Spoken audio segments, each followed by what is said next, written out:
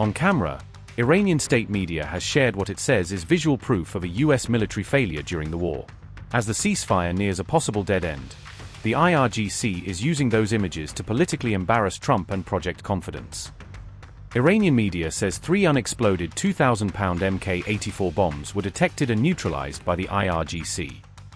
The episode is now being cast by Iran as an open display of US military failure. Even as Mujtaba's camp signals it is readying for the next phase if the war restarts.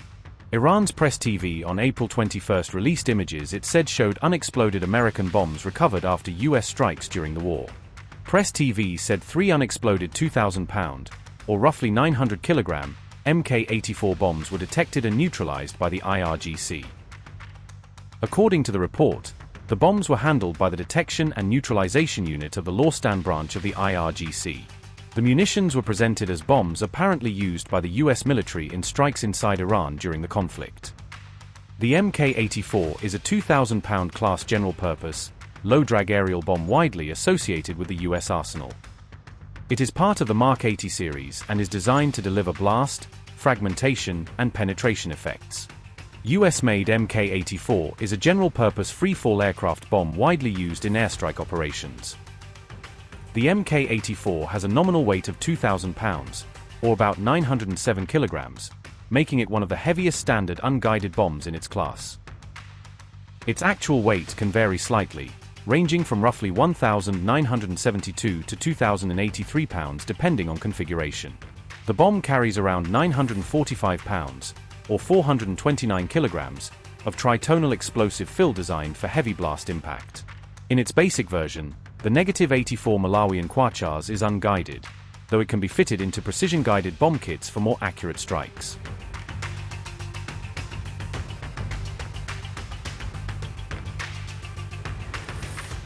Iran released a video on April 19 showing underground missile and drone launchers, signaling that its strategic weapons infrastructure remains active despite weeks of war.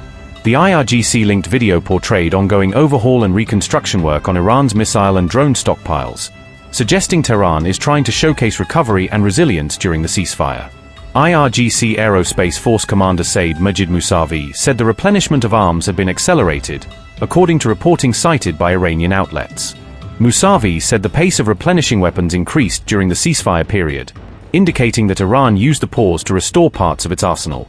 His remarks were reported by WANA and Press TV just ahead of the expected expiry of the ceasefire window. Saeed Majid Mousavi said, and I quote, "Iran's speed in updating and reloading missile and drone launchers have surpassed even its pre-war pace.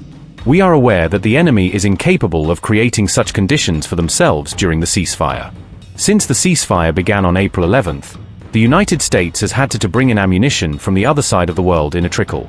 They have lost this phase of the war as well. They have lost the Strait, they have lost Lebanon, and they have lost the entire region." Unquote.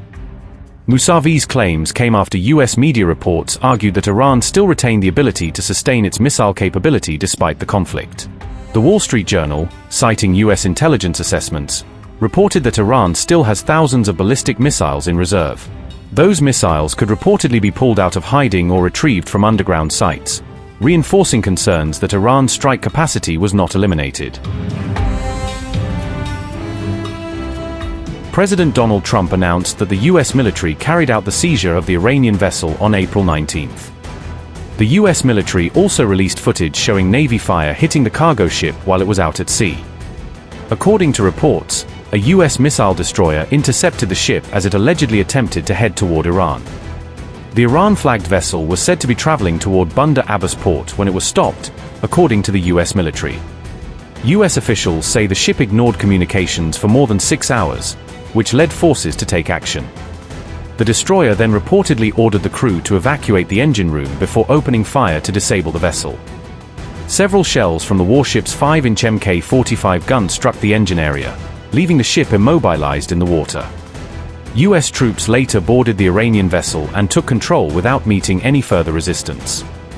The ship is now in US custody following the operation, according to US Central Command.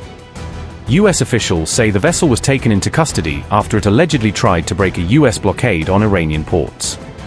Iran has strongly condemned the operation as armed piracy and theft, and has vowed retaliation over what it calls a violation of the truce. Donald Trump said, and I quote, "Today, an Iranian-flagged cargo ship named Touska, nearly 900 feet long and weighing almost as much as an aircraft carrier, tried to get past our naval blockade, and it did not go well for them." The U.S. Navy guided missile destroyer USS Spruance intercepted the Touska in the Gulf of Oman, and gave it a fair warning to stop. The Iranian crew refused to listen, so our Navy ship stopped them right in their tracks by blowing a hole in the engineer room. Right now, U.S. Marines have custody of the vessel. The Touska is under U.S. Treasury sanctions because of its prior history of illegal activity. We have full custody of the ship, and are seeing what's on board.